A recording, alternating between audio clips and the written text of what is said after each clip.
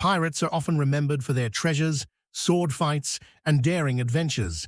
But one aspect of their lives that doesn't get enough attention, the brutal reality of how they treated their injuries without the help of proper doctors. There were no hospitals in the middle of the Caribbean, no pharmacies to grab medicine, and no surgeons on board, unless you counted the ship's surgeon, who was usually more of a barber than a trained medical professional. Pirates were forced to improvise when it came to treating injuries. A pirate with a deep gash didn't get a neat stitch job. A pirate with a broken limb didn't get a splint and crutches.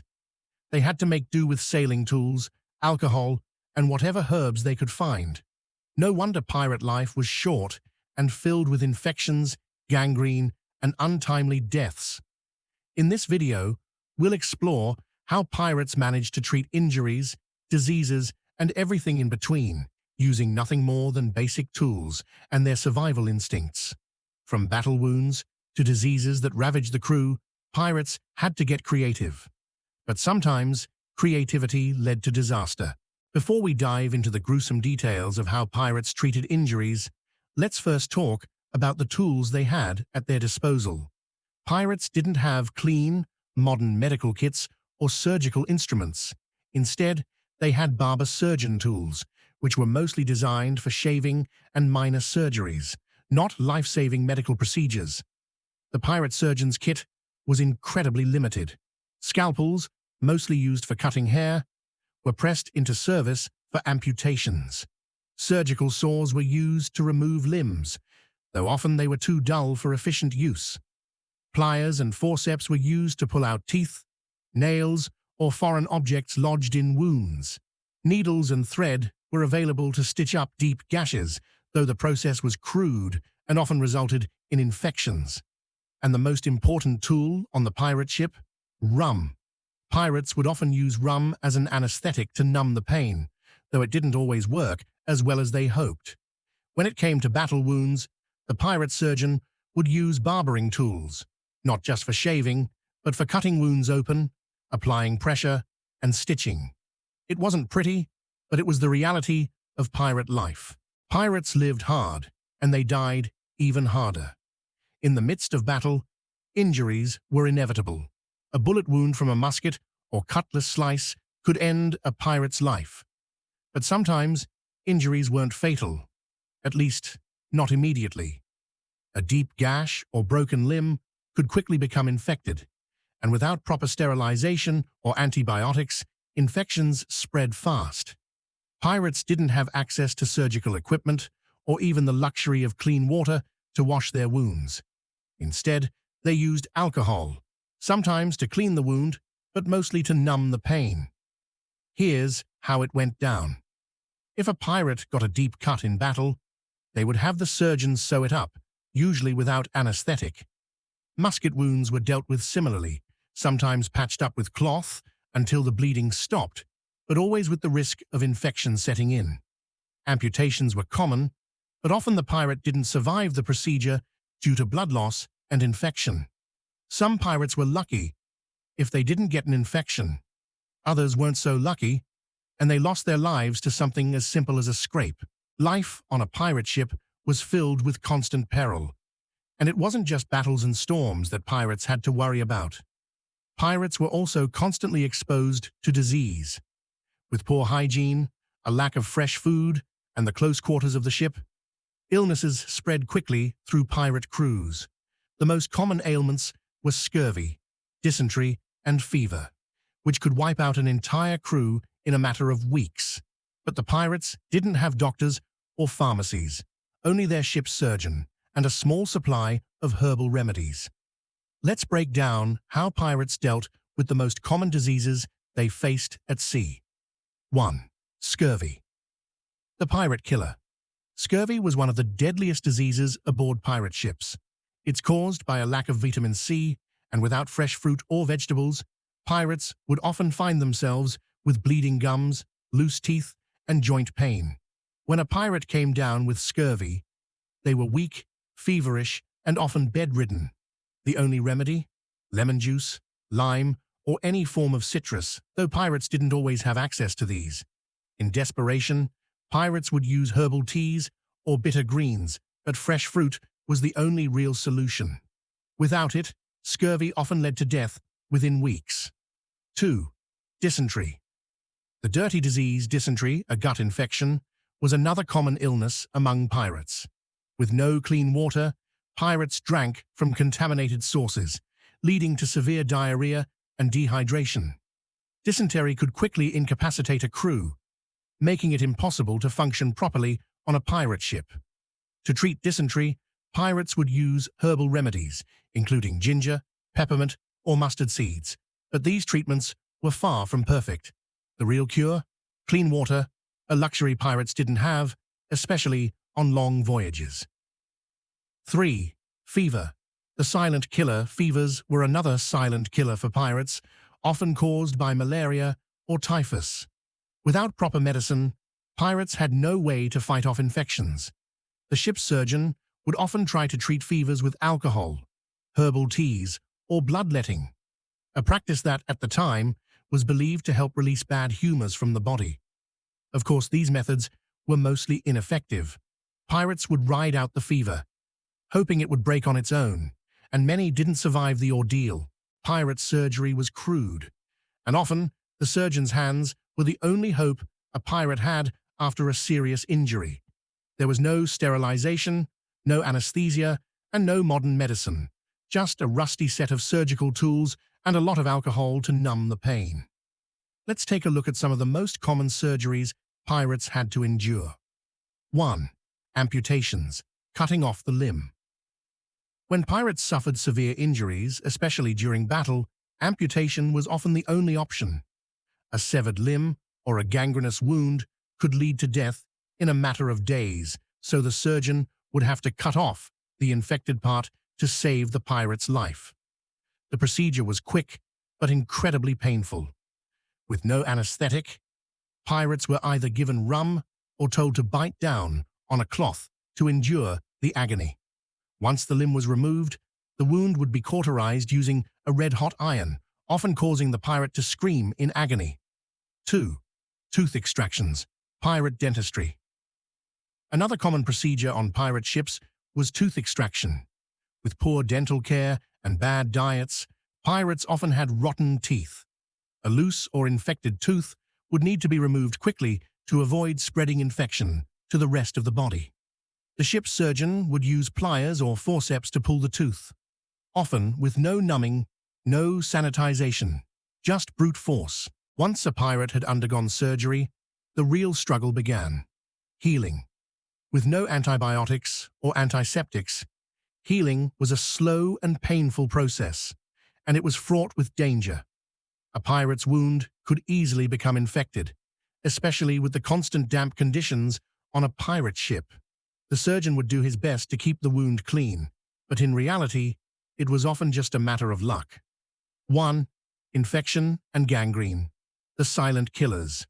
The greatest enemy to healing wasn't the injury, it was infection. Pirates who didn't get their wounds treated properly or who didn't rest could quickly develop gangrene. Gangrene occurred when tissues in the body started to die due to a lack of blood flow or infection. Once it set in, the surgeon had no choice but to amputate the infected limb or let the pirate die. Pirates with open wounds often had to deal with pus-filled abscesses, foul smells, and fever as their bodies fought off infections. 2. The role of rum in pirate healing. While rum was more commonly known as a drink of pleasure, pirates used it for healing purposes as well. Rum was used to clean wounds, and it often served as an antiseptic, though it wasn't very effective. In fact, rum was used to numb the pain of surgeries or injuries. Pirates would drink it before a tooth extraction or amputation to make the process bearable. While rum didn't numb the pain fully, it provided temporary relief, allowing pirates to endure some of the most painful procedures. 3. Pirate herbal remedies. Using nature to heal. Without modern medicine, pirates relied heavily on herbal remedies to treat ailments. Pirates would often turn to native plants, herbs, and barks to treat everything from fevers to rashes. Some remedies included ginger for nausea and upset stomachs, peppermint for digestive issues. Willow bark, which contains salicin for pain relief, the predecessor of aspirin, aloe vera for sunburns and skin wounds. Pirates would often have their ship's surgeon mix these herbs into teas, poultices, and even salves to treat a variety of injuries and ailments. Pirates didn't have the luxury of modern medicine, and as a result, many of their injuries and ailments were met with improvisation, creativity, and sometimes desperation. The survival rate on pirate ships was low, and while the pirate code allowed for a certain amount of lawlessness, it didn't extend to healthcare. If you weren't able to recover from an injury, you were often left behind or forced to fend for yourself. Pirates would bandage wounds with strips of cloth, often using parts of their own clothes, and then apply a dirty ointment to help speed up the healing process. But the real killer wasn't the injury, it was the lack of hygiene.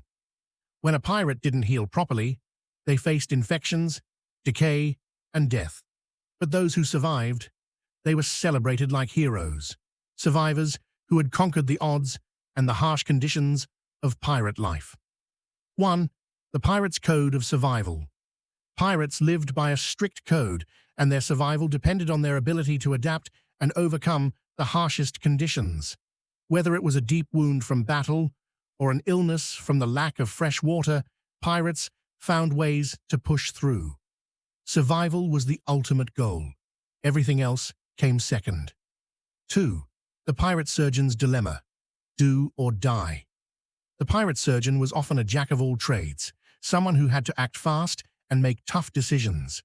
Sometimes that meant amputating a limb to save a pirate's life, or making a choice between cutting off a gangrenous leg or risking infection spreading through the body. The pirate surgeon was crucial to survival, and their skill or lack of skill could make or break a pirate's life. While pirate life was filled with adventure, treasure, and freedom, it was also filled with danger. In the end, no matter how skilled or lucky a pirate was, they still faced the harsh realities of life on the high seas: death.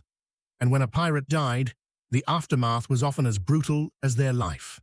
There were no cozy coffins, no proper burials. Pirates didn't have the luxury of a funeral procession or a grave that families could visit. Instead, pirates often met their end in battle, from disease or from a horrible accident on the ship. And when they died, their bodies were often thrown overboard, buried at sea, or left to rot on the ship. 1. Pirate deaths in battles were the most immediate threat to pirate survival.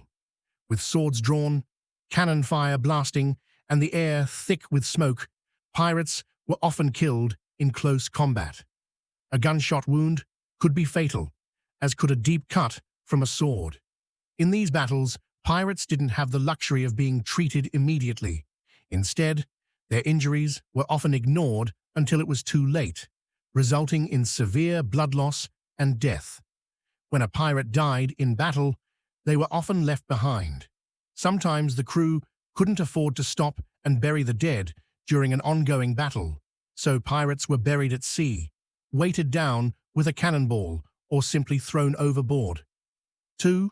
Deaths from disease and infection. Many pirates died from diseases that could have been easily treated with modern medicine, but in the 17th and 18th centuries, there were no vaccines or antibiotics.